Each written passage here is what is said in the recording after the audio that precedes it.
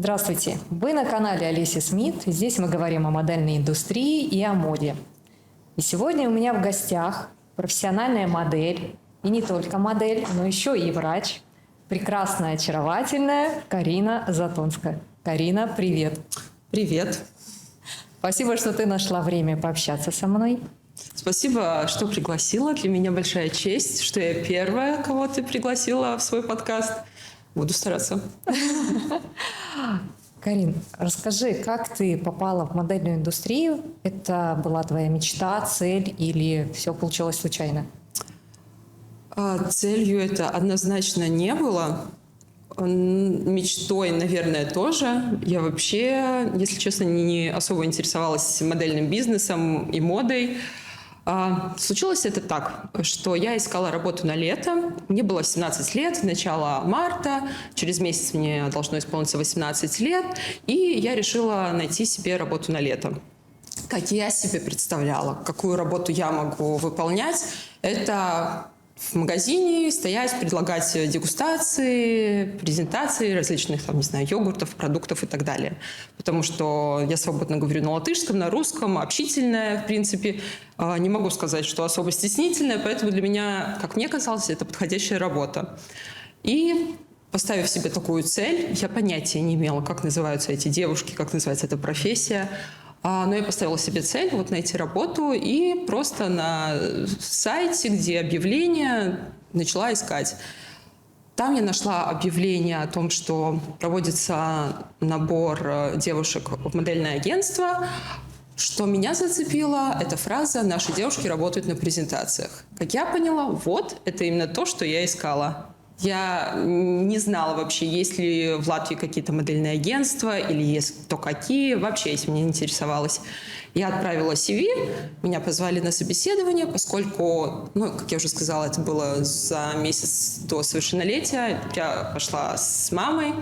И как оказалось в итоге, это оказалось серьезное, нормальное модельное агентство, где директор с нами побеседовала, все рассказала. Я, конечно, с одной стороны разочаровалась, что это не то, о чем я мечтала, и никакой постоянной работы на лето у меня не будет.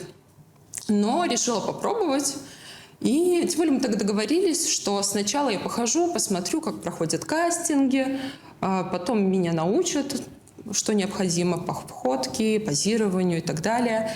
И буквально через неделю, наверное, меня позвали на кастинг на Рижскую неделю моды. Сказали, придешь, посмотришь, просто как проходят кастинги. Я еще не умела ни ходить, ничего. До кастинга я, конечно, подготовилась, там дома посмотрела Fashion TV, что-то примерно как это происходит. Пришла и прошла кастинг. Потом, наверное, спустя еще неделю я от агентства получила сообщение, что прилетает скаут из Милана.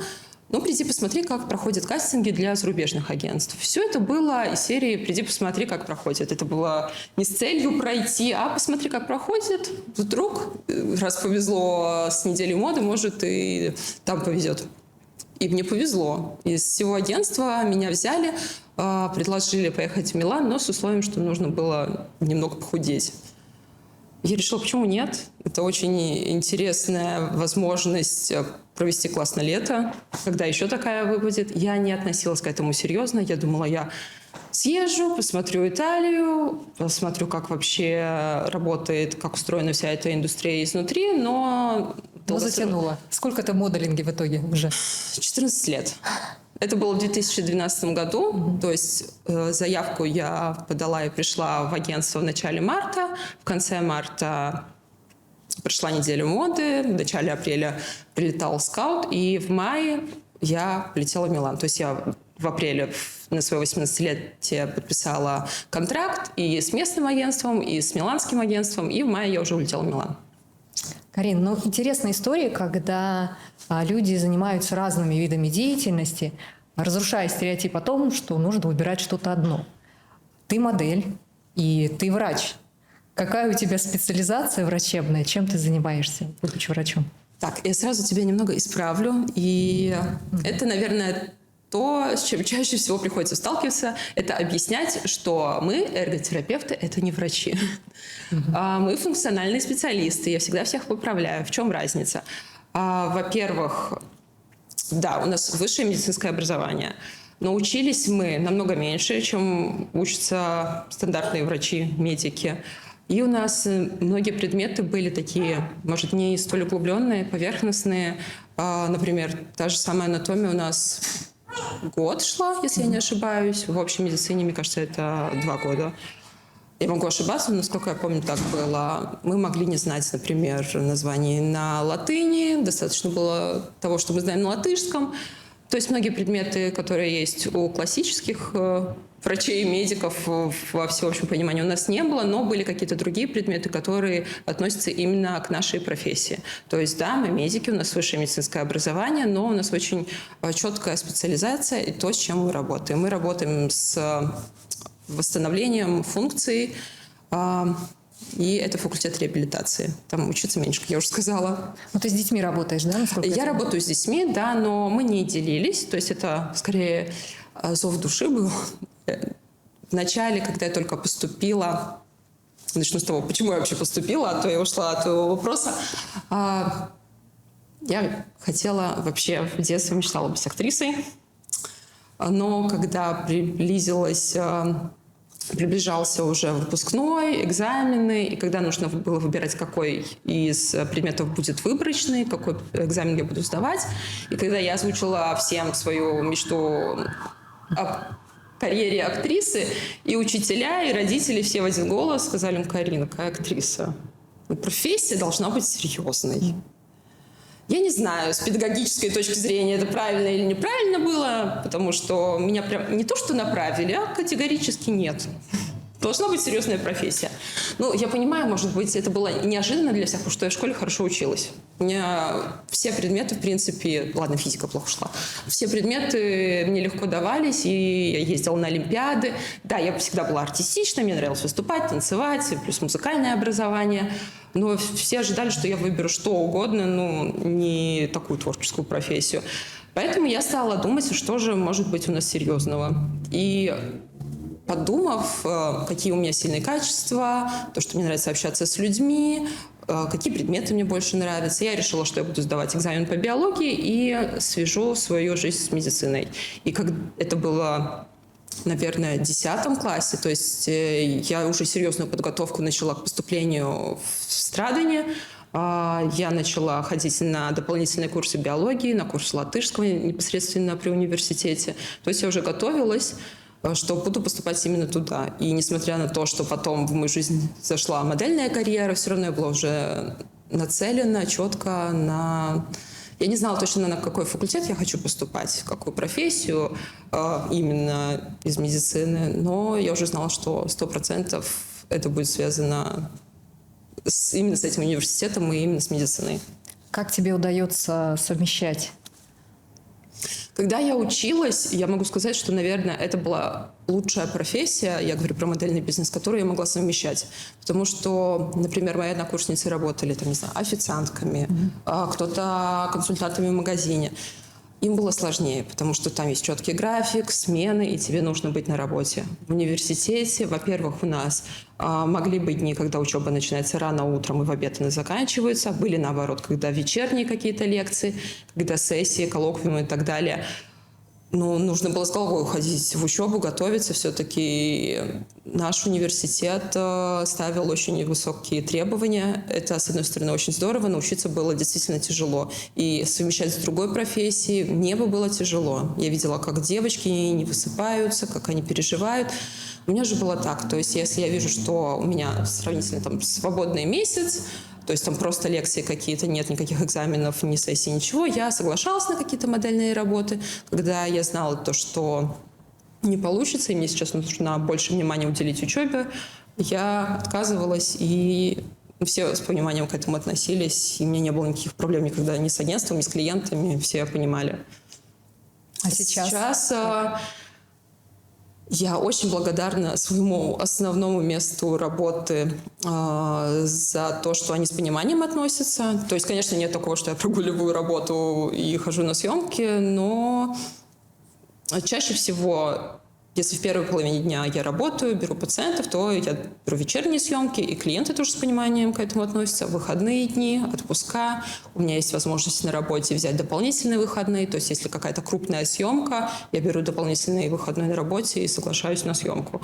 Пока что мне нравится то, чем я занимаюсь. Мне нравятся обе мои профессии. Я не готова отказываться ни от одной из них. И я очень рада, что пока что мне удается совмещать. Ты знаешь, вот со стороны моделинг выглядит как прекрасная, красивая жизнь с яркими путешествиями, но многие модели говорят о том, что они сталкиваются со многими сложностями, в частности, выделяют неопределенность. Неопределенность, будет ли у них завтра работа или нет, выберут их на кастинге или не выберут, куда их отправят работать, это может быть другой город, а может быть и другая страна. С какими сложностями ты сталкивалась в процессе своей работы моделью? И, может быть, что-то казалось совсем не таким, как ты себе представляла?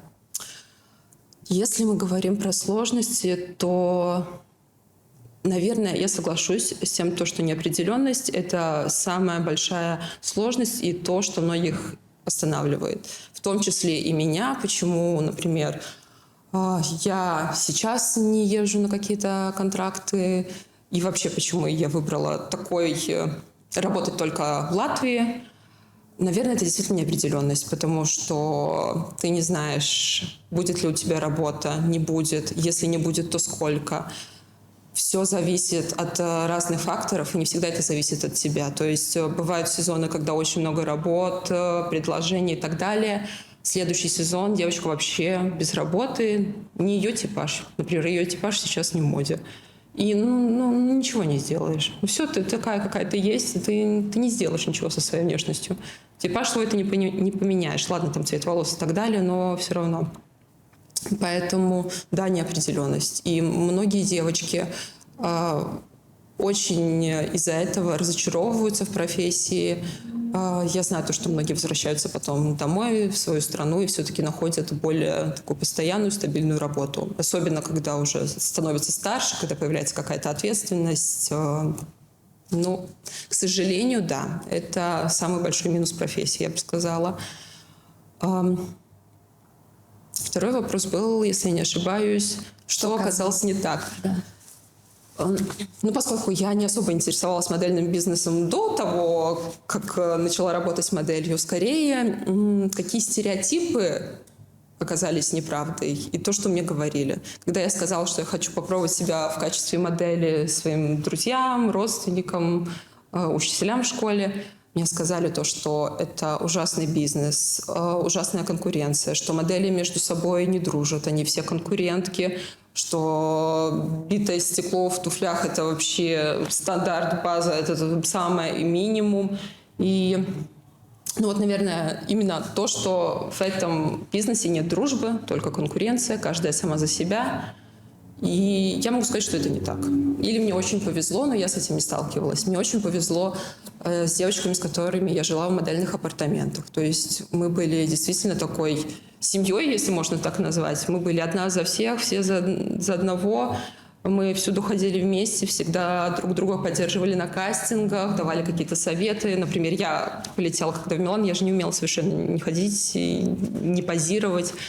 И девочки из моего агентства меня учили. Мы жили в апартаментах, такая как гостиница, где длинный коридор. Мы по вечерам включали музыку, и по этому длинному коридору они учили меня ходить.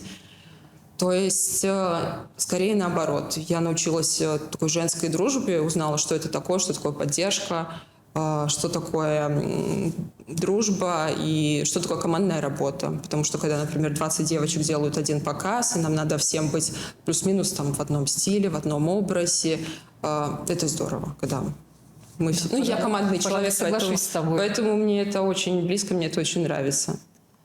Скорее, да. Вот это самый большой стереотип, который был до начала работы и который разрушился.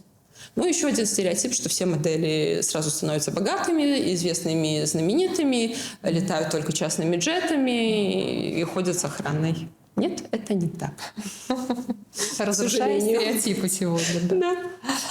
Да. Карин, а ты работала на нескольких рынках, насколько я знаю, да? То есть это Латвия, это... Да, это Италия и Франция, Париж. Я была один раз, я ездила на контракт в Париж, да. А какой рынок, на твой взгляд, сейчас является наиболее перспективным для моделинга и, может быть, вот непосредственно для тебя лично? Где ты видишь свое развитие как модель? Я не могу говорить сейчас, потому что я ездила давно, это было 10 лет назад. Я, честно, не интересуюсь, что происходит сейчас. Но учитывая, что буквально полгода назад я получала предложение от миланского агентства, и то, что 10 лет назад у меня лучше всего и больше всего работ было именно в Милане, я бы сказала, что для меня, наверное, это Италия. Но я не могу сказать, что Латвия плохо. То есть если сравнивать, ладно, не оплату, а количество работ, я не могу сказать, что у меня в Латвии мало работ. Они есть.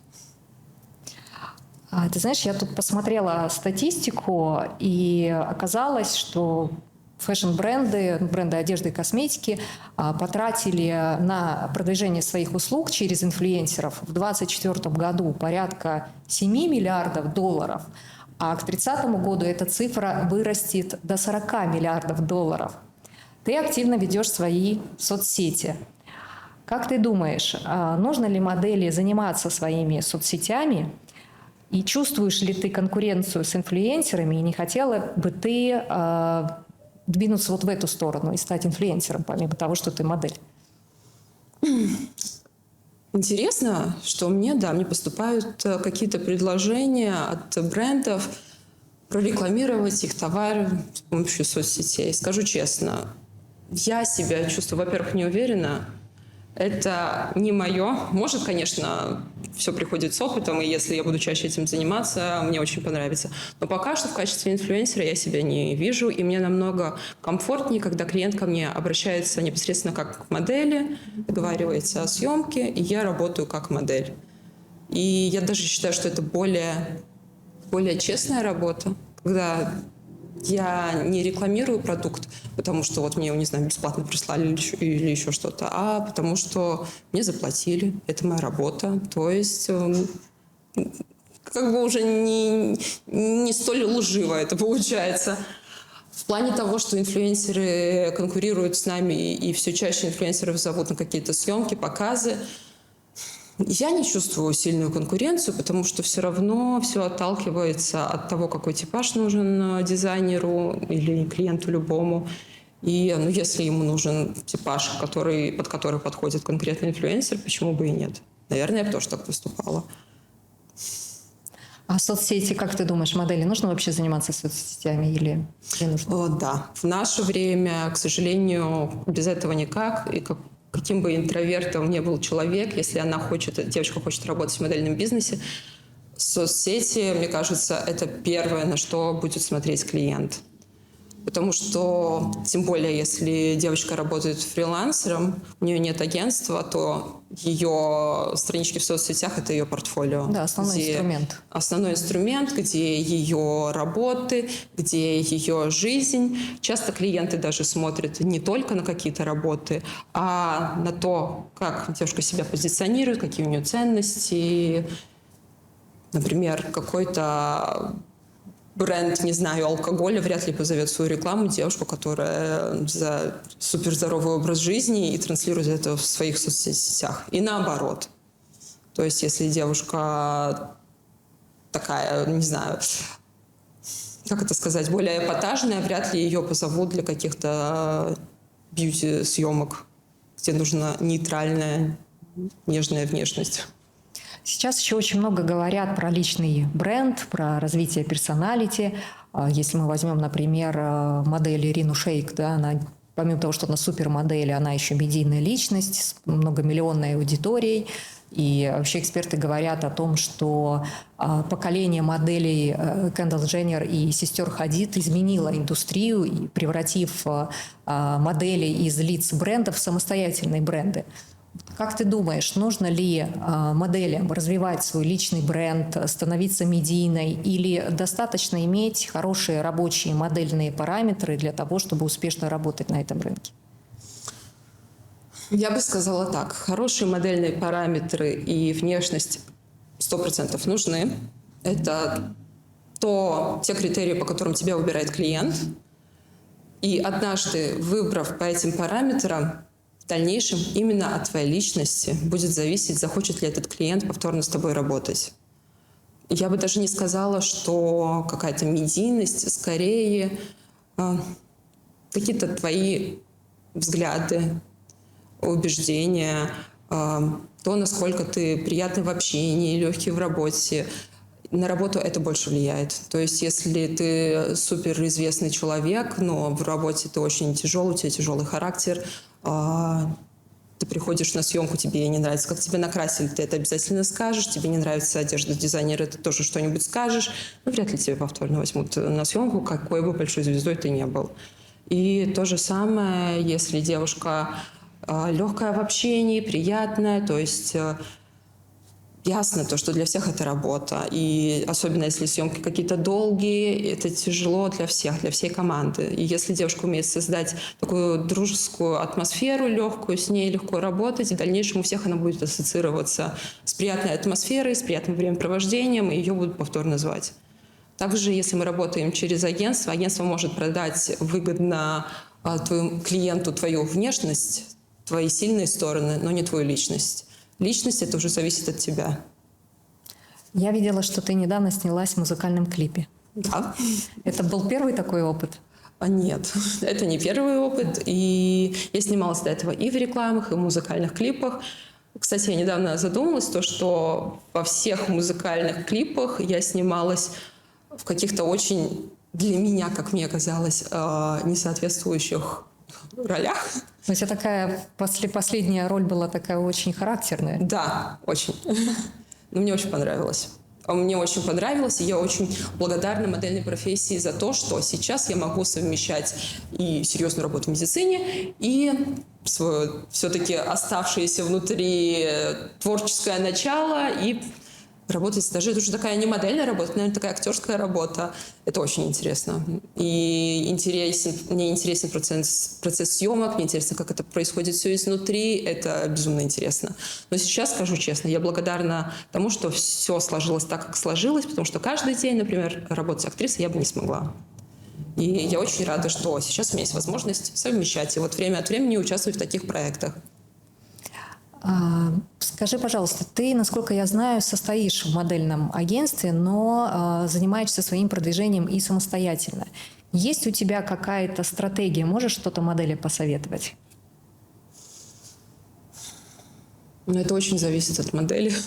Мне кажется, такой одной стратегии быть не может. У каждой свой подход, свои какие-то сильные стороны.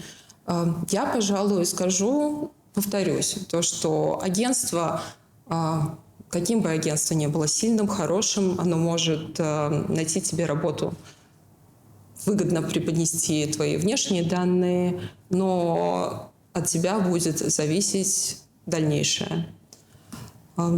Поскольку в Латвии рынок очень маленький, и многие клиенты пользуются чаще не услугами агентств, а какими-то рекомендациями или, опять же, сарафанное радио. Очень важно, да, вести соцсети, очень важно, как ты сам себя преподносишь. И со многими брендами у меня именно так и начиналось сотрудничество. То есть мы сначала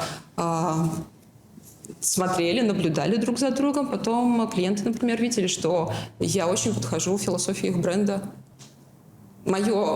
Мои взгляды на жизнь очень совпадают с философией их бренда. И это был такой матч. Я слежу за известными моделями, и вот восходящая звезда, наверное, ты ее знаешь, Адица Берзени, она открывала показ Шанель, мужа Матью Блази, да. И она в интервью сказала о том, что она из Абхазии и чтит культурные традиции своей страны, поэтому не снимается в слишком открытой одежде. Скажи, пожалуйста, у тебя есть какие-то ограничения в работе моделью, и как к этим ограничениям, если они есть, относятся твои клиенты и заказчики? Да, у меня есть ограничения. Пожалуй, только одно. Я не работаю, не фотографируюсь, не снимаюсь для белья. Бельевые съемки, бельевые какие-то клиенты, фирмы. Но тоже с оговоркой. То есть, если клиент идет мне навстречу, мы, например, можем все обговорить, то есть, что все будет супер прилично, я соглашусь на эти съемки. Потому что у меня не какие-то убеждения или религия, а именно мои взгляды, что я работаю в педиатрии с детьми, и, наверное, все-таки должны быть какие-то ограничения и то, чего делать не стоит. Пока что это так. И клиенты к этому относятся с пониманием. Я очень благодарна агентствам, то есть и мое первое агентство, и сейчас агентство, с которым я сотрудничаю, знают это и с уважением к этому относятся. То есть они мне даже не предлагают такие съемки. Клиенты... Буквально на днях я познакомилась с одной девушкой, она дизайнер известного латвийского бренда, и у нас с ней вот как раз-таки был интересный разговор. Она говорит: я давно за тобой наблюдаю, я хотела тебя пригласить на съемку. А мне нравится бренд этого белья, безумно красивое белье. Я говорю: мне тоже нравится ваше белье, но вот у меня такие ограничения. Она сказала: вообще без проблем, мы с тобой все можем говорить. Да, это не будет какой-то лукбук, она говорит, потому что мне нужно продавать белье, мне нужно, чтобы его было видно. Но если это какая-то имидж-съемка, без проблем. Все можно обговорить, так, чтобы тебе было комфортно.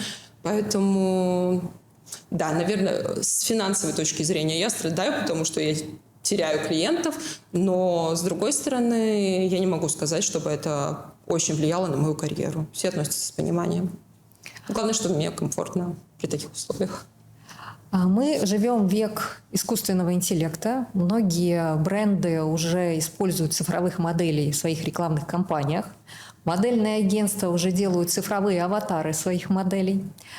Как ты относишься к этой теме? И хотела бы ты иметь свой аватар? Или, может быть, ты здесь видишь какие-то риски? Риски вижу, поскольку... наверное, все-таки большинство девушек, которые работают моделями, это делают не только ради денег, но и потому, что им это нравится. Соответственно, если у них будут такие аватары, они потеряют работу. То есть ту часть работы, которая многим нравится. Это съемки, это бэкстейдж и все, что происходит. Но плюсы тоже есть. Поскольку моделям нужно всегда следить за собой, идеально выглядеть, следить за фигурой, за состоянием кожи, волос. В случае, если у меня бы, например, был свой собственный аватар, мне бы было легче. Я могла делать себе какие-нибудь поблажки. Но одновременно реальная модель работать на одном проекте, цифровая модель может одновременно работать на другом проекте. Да, если на это так смотреть, конечно, это выгоднее, наверное. Ну да, и ты получаешь одновременно вознаграждение и за одну, и за вторую съемку. Да, но опять-таки, если я сейчас буду рассуждать не как модель, а как, например, человек со стороны, да даже я, когда ищу какие-нибудь одежду, не знаю, что-то, мне интереснее видеть, когда она сфотографирована на живом человеке. Соглашусь с тобой. И это, кстати, можно добавить к вопросу про инфлюенсеров, почему их приглашают. Потому что зачастую они не соответствуют таким классическим модельным параметрам. То есть они разные, они выше, ниже, разные типы фигур. И это мне бы как клиенту было интереснее видеть. Ты себе больше ассоциируешь. Ты сразу видишь, как примерно будет смотреться одежда на твоих параметрах, на твоей фигуре. Я слышала, многие жалуются, что, конечно, придешь на показ, посмотришь на вас высоких. Красивых. Да, высоких, красивых. Потом покупаешь, и тут длинное, тут короткое, еще что-то. Перешивать приходится. Давай еще про права моделей поговорим. Я часто слышу от моделей о том, что с ними не заключили контракты, им не заплатили вознаграждение или разместили их фото и видео без их разрешения. Сталкивалась ли ты с нарушениями твоих прав в работе моделью? И, может, что-то можешь порекомендовать? Как этого избежать? Начинающим девочкам я бы, наверное, порекомендовала все-таки начинать свою карьеру с модельного агентства, потому что так меньше рисков, что тебя где-то обманут, какой-то клиент поведет себя непорядочно, потому что твои интересы, твои права защищает твое агентство. Конечно, тем более, если девочка молодая, неопытная, совершенно нет никакого опыта в этой сфере, наверное, это самый безопасный путь. Если девушка уже взрослая и хочет работать самостоятельно, тогда, наверное, все-таки углубиться, хотя бы взять одну консультацию у юриста или иметь какого-то своего юриста, с которым в случае чего можно проконсультироваться. Потому что, да, к сожалению, не все клиенты порядочные. В идеале на каждый проект должен быть заключен контракт, где четко прописано, сколько получит модель, в течение какого времени, какие сроки, сколько по времени будут использоваться материалы, в каких странах. И это защищает модели от в дальнейшем каких-нибудь неловких ситуаций. Со мной, наверное, таких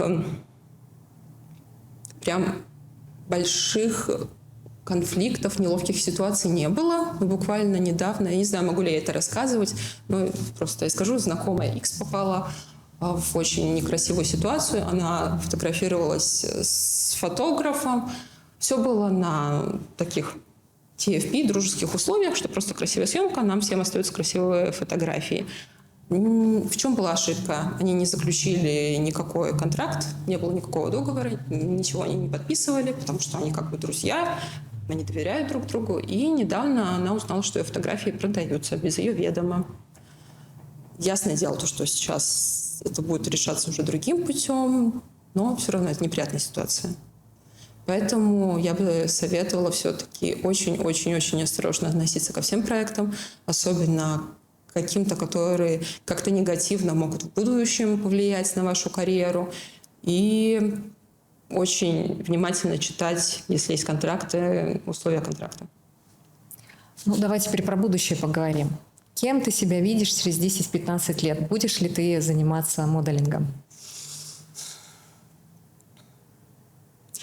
Я не знаю, что мне будет нравиться через 10-15 лет, но если ничего не изменится, я бы с удовольствием продолжала заниматься, я бы с удовольствием продолжала совмещать две своих профессии, может быть, получила какую-нибудь третью, я не знаю. Но мне нравится возможность совмещать, мне нравится то, что сейчас стереотип о том, что модель – это только девушка до 25, ну максимум 30 лет, уходит. Сейчас все больше взрослых, зрелых моделей мы видим и на подиумах, и в съемках. И мне это безумно нравится. Мне нравится, что у меня сейчас в моем зрелом, скажем так, возрасте проектов даже больше, чем когда я начинала. Поэтому вполне возможно, что да, я буду продолжать работать моделью, но посмотрим. И, наверное, мой последний вопрос. Ты разрешила его тебе задать. Скажи, пожалуйста, свободно ли твое сердце и какого человека ты видишь рядом с собой? Да, я сейчас свободная девушка, без отношений. Какого человека? Ну, наверное, у меня нет каких-то критериев внешних, касаемо внешности или каких-нибудь параметров. Хотя нет, я не встречаюсь с мужчинами младше себя. Я не знаю почему, но вот это мой такой пунктик. Во всем остальном, мне кажется, главное, чтобы совпадали ценности, какие-то основополагающие ценности, взгляды на жизнь. И это самое главное. Потому что есть вещи, в которых можно пойти на компромисс, есть вещи, которые против твоих убеждений. И в таком случае будет очень трудно. Поэтому это, наверное, самое главное, чтобы у вас с человеком самые главные ценности, то, к чему вы стремитесь, то, к чему вы идете, что для вас хорошо, что плохо, чтобы это совпадало. Карин, спасибо за откровенный разговор. Спасибо, что нашла время и пришла. И в завершении эфира я бы хотела обратить ваше внимание на мой образ. Это на мне юбка и жакет от латвийского бренда Анны Круз. Именно этот лук я представляла на Рижской неделе моды этой весной. Стилист коллекции Гульбахет Баринова. Спасибо за ваше внимание. Подписывайтесь на мой канал, подписывайтесь на мой Инстаграм и увидимся в следующем эфире.